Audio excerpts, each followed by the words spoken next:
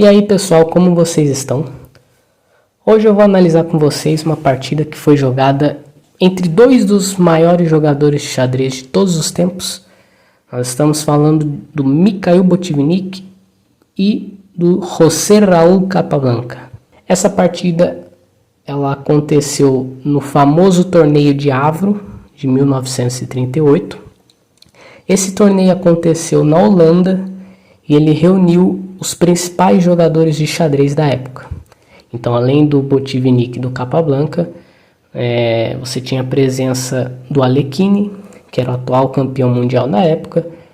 Você tinha o Max Euwe, que também foi campeão mundial, contra o Alekhine, inclusive, e o Alekhine recuperou o título depois. Você tinha também o Paul Keres, que embora não tenha sido campeão mundial, era um jogador muito difícil de se enfrentar. Enfim, é um torneio muito forte e nós vamos então analisar uma das partidas desse torneio, que é a partida entre os dois ex-campeões mundiais, o Botvinnik e o Capablanca. Vale lembrar que nessa época o Botvinnik, o jovem Botvinnik, ainda não era campeão mundial, mas ele já vinha se destacando naquela época. E o Capablanca, ele já não estava mais no seu auge, Nessa época o Capablanca ele já estava com uma idade um pouco mais avançada, ele já tinha alguns problemas de saúde também, então não era o mesmo Capablanca de antes, mas ainda assim não deixa de ser o Capablanca, Então, e essa partida ela realmente ficou muito famosa, Então, vamos analisá-la.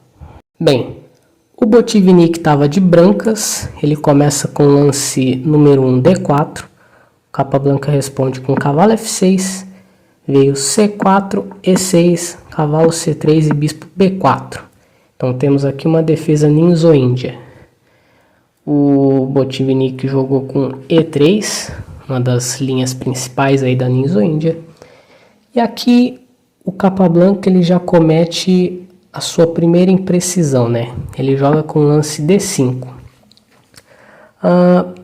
D5 é uma das rupturas típicas da ninzo-índia, Geralmente as pretas jogam com C5 e D5. Só que aqui o preto normalmente faz o lance C5 primeiro. Porque o que acontece? Depois de A3, as pretas elas vão capturar o cavalo de C3, E depois de B por C3, é verdade, o preto cedeu o par de bispo para as brancas. No entanto, existe uma compensação, que é uma melhor estrutura de peões, As brancas têm peões dobrados na coluna C. E aqui um plano muito comum para as pretas nessa posição é jogar com cavalo C6, cavalo A5, B6, bispo A6, e as pretas começam a pressionar o peão de C4, torre C8 e começa a colocar pressão em C4. E não é tão simples para as brancas defenderem esse peão. Então por isso que as pretas aqui começam com o lance C5. O problema de você fazer D5 é que depois de A3, bispo por C3, B por C3, você dá a possibilidade das brancas se desfazerem aqui do peão dobrado. Então depois de C5, o Botvinnik jogou com C por D5 e aqui as brancas conseguiram se desfazer aqui dos peões dobrados. Então por isso que ali atrás D5 é uma pequena imprecisão. Claro, as pretas, não é que as pretas estejam perdidas aqui, não é nada disso, mas vocês vão ver que a posição vai ficar um pouquinho mais difícil de se jogar de pretas, Por conta do par de bispos aqui das brancas, enfim. Depois de E por D5, Botvinnik seguiu com bispo D3, roque, E agora cavalo E2. O motivo desse cavalo vir para E2 e não para F3 vai ficar um pouco mais claro daqui a pouco, tá? Tem a ver com o plano que o Botvinnik vai executar nessa partida. Então veio B6, roque, bispo A6. Um lance lógico, né? O Capablanca está querendo eliminar aqui o par de bispo das brancas. O Botvinnik tomou em A6, bispo por A6, cavalo por A6, bispo B2, dama D7, e aqui um lance profilático das brancas A4. Então, eu já vou falar aqui para vocês qual que é o plano das brancas. O branco, ele quer jogar com F3 e E4, certo? Então, as brancas têm essa maioria de peões no centro. O branco vai tentar avançar esses peões. Então, para isso, as brancas vão jogar com cavalo G3, dama D3, para assim preparar a ruptura com F3 e E4. Só que se jogar dama D3 direto, as pretas podem invadir aqui com dama 4. E esse pode ser um lance um pouco incômodo para as brancas. Por isso que o Botvinnik jogou primeiro com A4, né, para evitar essa invasão da dama. Veio torre E8, dama D3, então desenvolvendo a dama. Tá de olho aqui no cavalo de A6. Então aqui o Capablanca ele fez C4. Esse tipo de avanço, né, C4, tem que ser feito com muito cuidado. Por quê? Porque você elimina a tensão que existe aqui no centro. Então, um lance com o C4 pode acabar facilitando o plano das brancas aqui, de jogar com E4, né? Porque quando o peão ainda está em C5, fica um pouco mais difícil de você fazer essa ruptura com E4, né? Porque sempre que eu avanço em E4, o ponto de D4 acaba ficando um pouco mais instável, vamos dizer assim. Só que depois que o preto faz C4, essa tensão que existia aqui no centro é eliminada. Então, de uma certa forma, pode acabar ajudando as brancas a fazerem essa ruptura.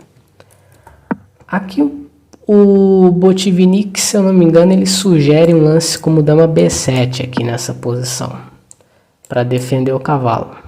Mas ainda assim, já é uma posição um pouco difícil de se jogar de pretas.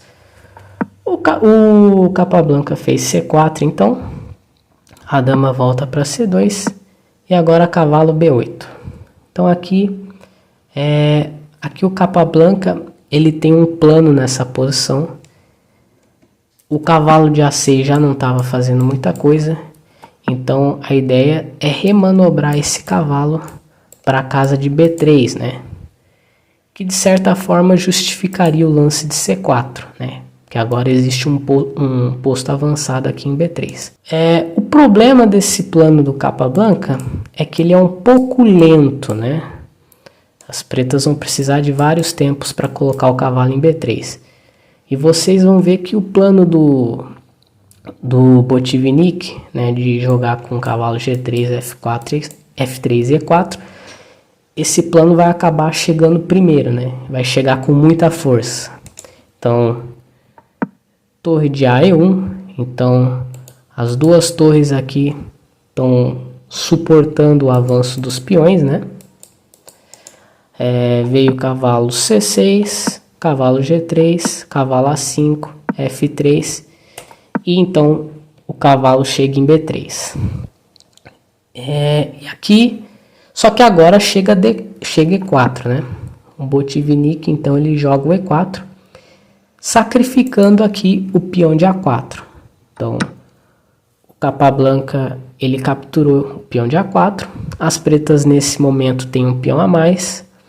Só que o custo de capturar esse peão é que as peças das pretas acabaram ficando um pouco deslocadas aqui na ala da dama. Enquanto isso, as brancas têm um jogo muito forte acontecendo aqui no centro. Então, as brancas vão jogar com E5, F4, F5.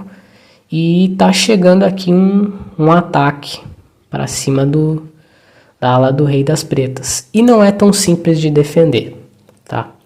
Então, o Botvinnik fez E5, cavalo D7. E aqui, eu até gostaria que vocês dessem pause aqui, nesse momento, porque um dos princípios, um dos conceitos mais importantes do xadrez é o conceito da profilaxia.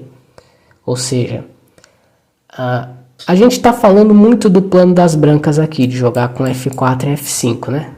Só que a gente tem que prestar atenção no que o nosso adversário está ameaçando. E aqui as pretas têm uma ameaça nessa posição, né? Digamos que o branco siga com o seu plano natural aqui, de continuar com o avanço dos peões. Aqui as pretas têm uma ameaça nessa posição. Eu quero que vocês tentem descobrir essa ameaça. Aqui o preto tem um lance muito incômodo, que é cavalo de BC5, tá? Esse lance, ele abre um ataque descoberto na dama, e se trocar as damas, por exemplo, dama por A4, aqui então nós estamos entrando num final em que as pretas têm um peão a mais, tá? A gente não pode esquecer que o preto tem um peão a mais nessa posição, e esse tipo de final, com certeza, o Capablanca adoraria jogar, né?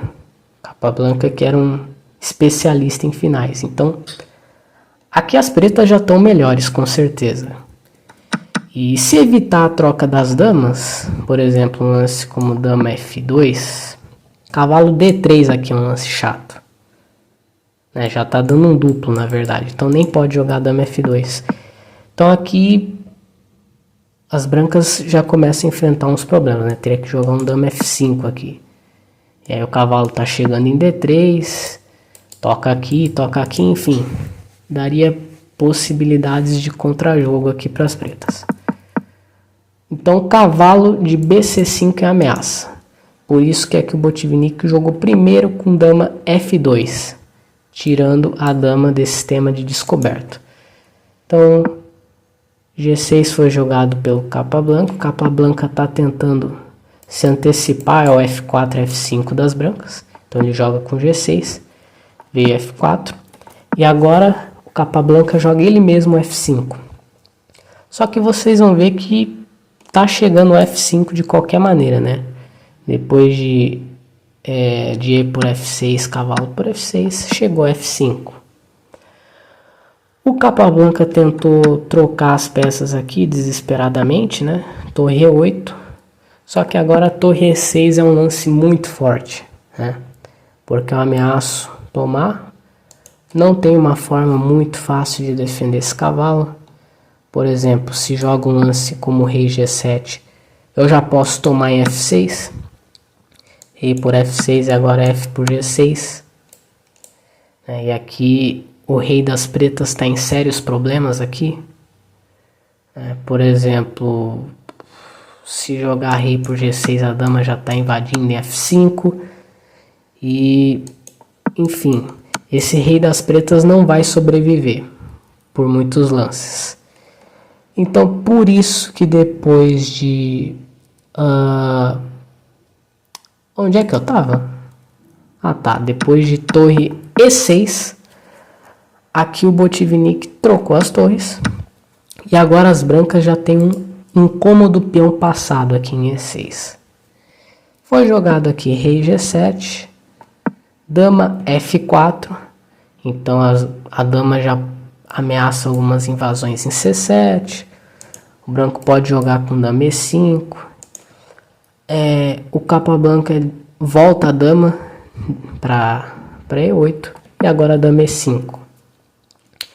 Dama E5, coloca uma cravada no cavalo. E aqui o Capablanca jogou com dama E7. Aqui o Capablanca deve ter ficado feliz nessa posição, porque depois de dama E7, aparentemente as pretas conseguiram bloquear esse peão, né? Então o preto pode ter ideias de jogar cavalo A5, cavalo C6, cavalo D8, para voltar o cavalo para o jogo e assim pressionar o peão de E6. E lembrando que o preto ainda tem um peão a mais aqui, então o Capablanca deve ter ficado feliz nessa posição. Só que o Botvinnik encontrou um lance nessa posição que é um lance muito bonito, né? Se vocês quiserem encontrar o lance que foi feito, aqui o Botvinnik encontrou bispo A3 nessa posição, para desviar a dama. E aqui as pretas não tem muito como recusar esse tipo de sacrifício. Então o Capablanca jogou dama por A3 e agora não E7, tá? Se jogar E7 aqui, então simplesmente dama A4. Dama A4 está segurando a promoção. Então aqui depois de dama por A3 veio o cavalo H5 cheque. O preto tem que aceitar. Se jogar um lance como rei H6, então cavalo por F6. E eu estou ameaçando mate com cavalo G8. G por H5. Dama G5 cheque. Rei F8.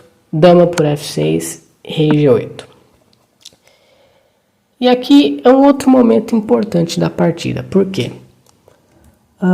As brancas já têm um empate se elas quiserem. Elas podem repetir aqui. Por exemplo, dama G5 cheque. Rei F8, dama F6. Se o branco quiser, ele pode repetir. Só que aqui o Botvinnik ele fez um lance muito corajoso aqui, que é um lance E7. Por que eu falo que é um lance corajoso, né? Porque primeiro que o Botvinnik ele estava enfrentando um jogador super experiente, né? Que é o Capablanca, né? O Botvinnik ainda era um jovem rapaz nessa época. O Capablanca já era um jogador muito respeitado. Então você jogar um lance como E7 recusando um empate contra o Capablanca requer muita coragem, né? E segundo, que você tem que ter muita confiança de que o seu rei não vai levar um cheque perpétuo, né? Porque depois de dama C1 existe essa ameaça das pretas conseguirem um perpétuo. Por exemplo, aqui as brancas têm que jogar com rei F2. Não dá para cobrir, porque senão o final é completamente perdido, né? Vai cair o peão de E7, o preto tem uma peça limpa a mais. Então aqui depois de dama C1, rei F2. E agora começa uma série de cheques, né? Dama C2, rei G3, dama D3. Aqui rei H4 é o único, né? Se joga um lance como rei F4, então dama E4 cheque. E aqui o preto já consegue empatar, né? Depois de rei G5, dama por G2. E aqui as brancas não conseguem escapar do cheque perpétuo, né? Se jogar rei por H5, dama por H2. E aqui não tem como esconder o rei, né? Então você vê que aqui já é uma posição difícil depois de dama D3. Aqui o único lance para escapar do perpétuo é rei H4. Então rei H4, dama E4, rei por H5, dama E2. Aqui G4 daria para ser jogado, tá? Então depois de dama por H2, rei G5, dama D2, rei F5, dama F2, rei E6. Aqui o rei está conseguindo escapar, né? Então depois de dama D2, rei D7, o branco está conseguindo escapar, né? Dama por G4, rei D8. E aqui vai coroar. Então G4 aqui direto já seria uma possibilidade. O Botvinnik jogou com H6, com rei H4. Aí dama E4, G4, dama E1, e rei H5, e aqui as pretas abandonaram. Abandonaram porque acabaram cheques. Acabaram cheques e o branco tá... Na verdade aqui a ameaça é dama F8 seguido de E8, né? E não tem muito como evitar. Por exemplo, vamos passar um lance aqui, H6, dama F8 cheque, rei H7. E aqui com duas damas no tabuleiro não tem como segurar uma posição como essa. Então depois de rei H5 o Capablanca abandonou. Essa é uma partida, realmente uma das partidas mais famosas da história, jogada entre dois dos maiores jogadores de xadrez da história. E eu espero que vocês tenham gostado dessa análise, tá? Essa é uma partida que eu gosto bastante. E é isso. Inscrevam-se no canal para não perder os próximos vídeos. E até mais.